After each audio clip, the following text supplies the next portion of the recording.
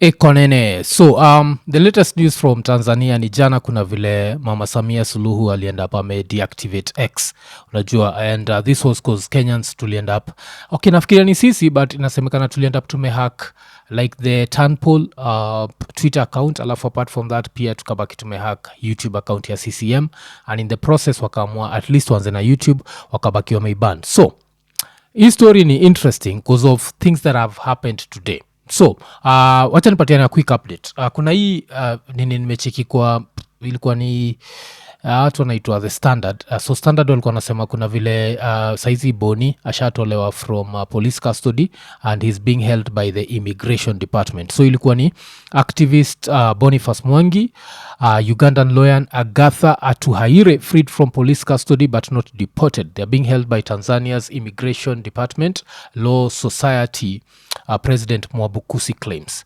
But sasa hii story kuichukua as truthful ni hard kuzumsa anaitwa Mwabukusi. Kuna vile jana ende alikuwa amesema that akina Boni walikuwa deported back to Kenya, and of course that ended up not being the truth. So your country, one thing we have to realize about that country is a lot of stuff that we have here in Kenya and a lot of accountability that we have hapa haikuagi uko kwao. So as much as tuko vibaya, unajua lazima tubaki tumeunderstand hizi vitu. So wacha niende kwa account ya umsa naitwa Mwabukusi, alafu pia ni kuonyesha vile all these things connect na stories za Kenya, like what's happening in Kenya. So kulikuwa na hii update: detention of journalist Boniface Mwangi and Agatha Atuhaire in from Boniface Mwabukusi.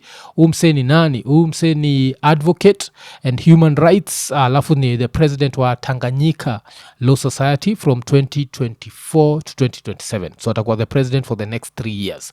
So alisema hivi, detentions of journalist Boniface Mwangi and Agatha Atuhaire, of course they are not journalists. Then akaendelea, we wish to provide a clarification regarding the status of Boniface Mwangi, a Kenyan journalist and human rights activist.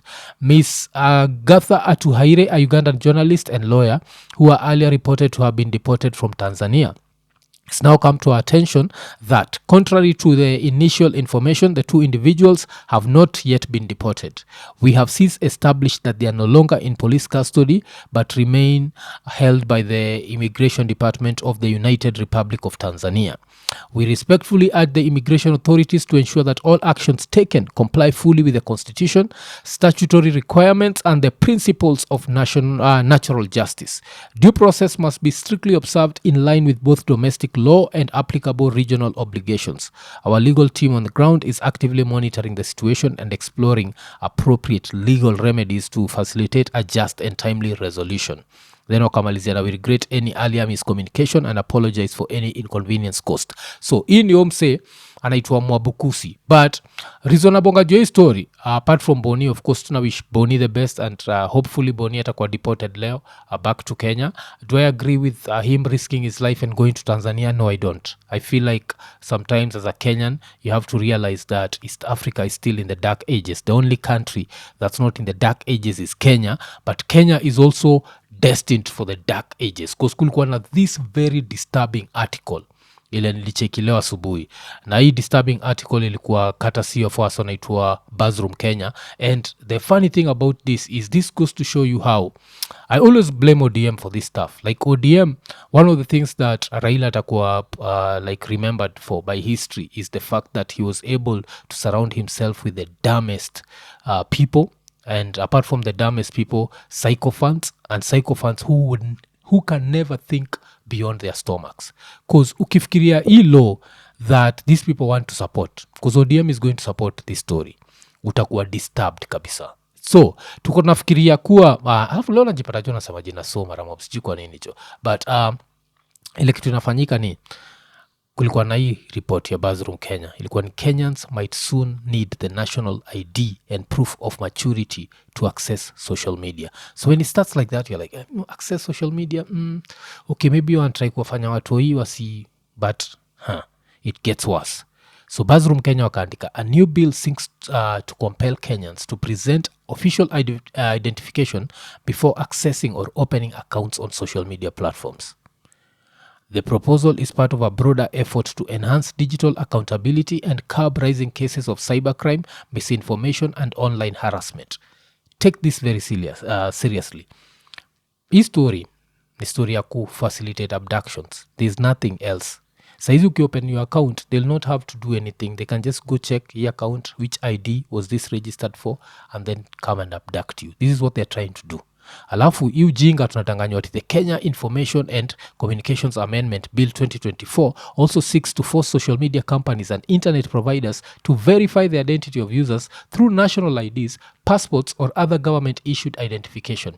This requirement would apply to widely used platforms such as Facebook, Instagram, X formerly known as Twitter and TikTok among others. Alafu hapa sasa ndio YouTube inaingilia. Wakaendelea, beyond individual users, the bill also targets digital content creators, influencers and bloggers. It proposes mandatory registration with Communications Authority of Kenya for anyone who publishes content intended for public consumption. Wewe ukiseti kitu yote on even X, is it for private consumption? Ama it's for public consumption. So this means that anyone who posts anything online should require a license. So this ambiguity ile wamesiti hapa because say wako worried. Unacheki kitu ili happen on Friday when Obina alibaki interview Wamunyoro. Alafu like in less than 24 hours that thing had 1 million views, and these 1 million views were mostly from people who don't like the president. So the reason why these people have decided to come up with this nonsense is because they want to control search. Wanataka sasa before watakuwa kiangalia like what sort of content do you post, are you pro ama anti-government? If you're pro-government, okay sawa, wewe pata license yako. If you're anti-government, we need to check whatever you're doing. And sasa ODM with their stupidity, because ule mzae sijui mpaka saizi, na mi sikuwagi mtu superstitious na stori za uchawi na maombi, but hapa naona ni uchawi hicho, because hizi mafala, the fact azionagi beyond mzae is beyond me. The only way you can get to power as ODM is if there is freedom of expression. As soon as that shit is gone, Ruto can run all the propaganda that he wants to run. So you dumb motherfathers, like hizi mamtu wagajinga, yani mpaka unashindagwa like amfikiriagi. Like Uhuru never stopped social media, Kibaki never stopped social media, and that's the reason why Ruto was able to get into power. But you stupid fools don't know like the impact that someone like Itumbi did with that hashtag si uchawi ni maombi. Sasa mmekubali hapo juu mmepatiwa 2 coins, now mmekubali kuwalk like sheep to the nini. But this has to be resisted because I think kuna watu wale washaanza kuresist this story, because one of the things that it's going to do is, number one, it's going to hinder freedom of expression. Alafu number 2, of course, privacy, because itakuwa ukishaingia kwa social media wezi ingia kaa parody, lazima useti account yako.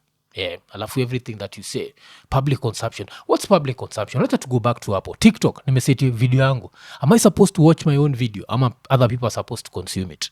Then let's say it's consumed, it goes viral, then what else? It's been watched by 1 million people. Was that for public exhibition? And someone else, maybe like a content creator, has a video amefanya and it's been consumed by 2,000 people. So who here did their stuff for public consumption? But this nonsense comes to 2027. Kuna kitu moja ile wakili Willis Otieno aka Pikipiki Ponki alisema that the 2027 election will have over 1 million election observers. Na alikuwa anasema hiyo ni courtesy of something that we call the smartphone. This thing is very powerful, nachiki, and people are going to use this thing. And this is the reason why saa hizi hii gava imeanza kupanic and they think ahead. Na hii ndio kitu moja mwambiaga watu, like mna underestimate gava, they always think ahead. When they think of something like this, kama upendi Iko Nini utakuwa hii kitu ina target my YouTubers. But what this means that during the elections no one is going to be allowed to transmit the results, because kumbuka hauna license, you're not supposed to put anything for public consumption. And this ODM fucks, yani hizi mamtu jo, wow, yani ule mzae ameamua kuharibu legacy. Yani I've never seen someone just decide to shit on their own legacy hivi. But sasa okay, wacha tuendelee na hii story ya whatever. So ilikuwa like promoters, according to the draft, yes, those who fail to comply could face legal consequences, while service providers risk losing their licenses if they do not enforce the identity verification measures. I don't think YouTube cares about the Kenyan license. I don't think Facebook cares. They don't make enough money from Kenya for them to care. So another thing that this can have is the effect of nini inaitwa, like making people lose jobs. Check, that's the only thing this can have, because what's going to happen is if akina YouTube and Facebook decide we don't make enough money from this crap, let's just let it go, what's going to happen? A lot of content creators who did not have jobs, who had made jobs from these platforms, are going to lose their jobs. And what is going to happen? We are still going to keep saying one term. Nacheki, we are going to be more mad. And okay, really getting pissed, because I get pissed because there's a whole freaking party that has always gone around like, oh, we believe in human rights, we believe in hizi wafala uniudhi kabisa. Wacha tuendelee. Then kakuwa ni promoters of the bill argue that mandatory user identification will promote responsible use of digital platforms, reduce the spread of harmful content, and help law enforcement trace individuals involved in cybercrime, defamation, hate speech, and incitement. A lot of us, you can catch us. You don't need mafala wakinitaka kama Iko Nini wanaweza ni get, so they don't need any bill to ask us as content creators to need licenses. The only thing they need with this is they will not be giving licenses to people who are not pro-government. Hakuna story zote. If they want me leo, wanaweza nipata leo. Ikikam to incitement, which incitement are we talking about? But ikikam to hate speech and defamation, then we can talk about the fact that, for example, hapa kwa Iko Nini tunasema SHA should cost 13 billion shillings, but it costs 104. And that means that 91 billion shillings went to individual pockets. And this 91 billion is part of the money that has turned Ruto into a trillionaire. So when we say that, this is based on facts. This is not emotions. This is not something that nimeamka asubuhi. This is factual. Nacheki, the government has inflated this whole SHA bullshit. SHA might be working right now, but it's working more to make Ruto rich than it's making the country. If he did it with 13 billion, like you're supposed to do it, we'd support it. But right now, how are we supposed to support a robbery? Nacheki.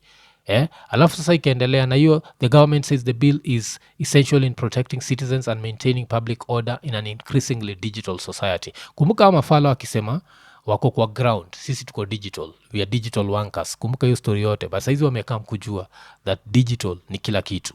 Alafu wakasema, however, critics of the bill want that the law could infringe on freedom of expression and the right to privacy. There are also concerns that marginalized communities and vulnerable individuals, particularly those without ease of access to official documentation, could be excluded from participating in digital discourse. The bill is currently in the public participation phase and will undergo further debate in Parliament. So, Parliament is just full of assholes, ODM, zile zinalamba matako, alafu of course hazioni that umseni unpopular, and if they join the people, they can still be in the next government, but they're stupid, nacheki. And that's the reason why you have all these characters and they argue like, okay, if passed, it would position Kenya among a growing number of countries taking more assertive steps towards regulating digital platforms and online identities. And I think hapa nile kuna a certain statement I don't agree with. Kuna kuagana hii statement moja, it's attributed to ubuda naitwa anaitwa nani ubuda alikufa, Saitoti. And Saitoti used to say something that there comes a time when the country is more important than the individual. And I feel like right now we can't change all laws just to protect the president's ego. That's going to be wrong. Hatuwezi change vitu because Ruto can't stay offline and he can't take criticism. Now we need to change everything so that the whole world can be soft around him. You chose to be the president. When you choose to be the president, you have to have a thick skin. And the thick skin it comes with scrutiny. Every deal will be scrutinized. We know that you own CDN Bank. We know that all SHA payments are supposed to go through CDN Bank. We know these things. We know that there's 91 billion ile inatengenezwa. History ya SHA. Tunajua hizo story zote. So, you can't regulate that. And then amafala ODM, you need to know that this freedom of expression is what might help you get into power. Look at what people like Akina Itumbi did. And if you look at these people, they themselves won't need any license to post. Because msem fulani ulopendaga kupost vitu kabisa, of course ni anaitwa Sudi. Anacheki. And of course Sudi was celebrating history ya Boni kushikwa in a foreign country. And he's celebrating that because, don't forget, these are the sort of people who've benefited from the corruption in Kenya. And apart from benefiting in the corruption in Kenya, these are the sort of people who really hate freedom of expression, because freedom of expression makes us be able to talk about them. So ufala kuna vile alibaki ameenda online kama kawaida, na wacha tusikize ujinga wake. Hey, nimeona asubuhi Twitter, TikTok, Facebook na redio inawaka moto. Hata sijui Wakenya walifanywa nini huko Tanzania. Kwanza ingekuwa mimi ningewaweka viboko. Hii kimbelembele yetu ya hapa Kenya msipeleke nchi nyingine. Hapa kwanza Tanzania ni mzuri sana. Enda hapo West Africa. Hata wewe siongelee siasa, uuliza ati hii siasa hapa inakaaje. Hii freedom tuko nayo ni mingi. Unasatusi kila mtu unaongea vile unataka. Hii kimbelembele yetu hii msipeleke kwa nchi nyingine. My friend. Kwanza ningekuwa Mama Suluhu, ningeweka hawa viboko mbili siku mbili kama dawa, ndio warudi nyumbani wakiwa na heshima. So ukisikiza hii kitu alafu baki umeiseparate from what's happening in Kenya, utakuwa umemake mistake. Basically kile msa anasema ni hatufai kuwa tunaweza kucriticize gava, so wanatry kutuonyesha like, oh you guys have it so well, but if I had the chance, nachikio ingekuwa mimi, anashinda kiinsist na ingekuwa mimi, acheki. And niyo tu story ya kuturemind nyini mafala, if we get a chance to kuwanyorosha tutawanyorosha. So ni vitisho tu, and this is what they want a situation whereby we cannot post such videos and we cannot critique such nonsense. And this sort of nonsense comes from school dropouts who don't see the bigger picture. All they see is their individual wealth.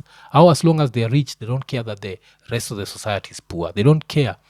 So when you have people questioning this sort of wealth where you own watches worth 34 million shillings and we've never seen any business that you've started, no part-time business can make you all that money. Nacheki, your salary, political salary, no.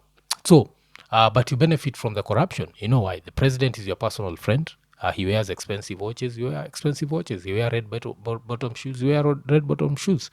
And then you have all these people on social media asking like, why politicians in a third world poor country wearing red bottom shoes? Hii kimbelembele ya Kenya na freedom na demokrasia tuko nayo. Fanyeni tu hapa, lakini msidhani msapeleka hapa kwingine hapa nje. So hii kelele yote mnapiga, kwanza watu walihurumia tu kwa sababu ni marafiki yetu.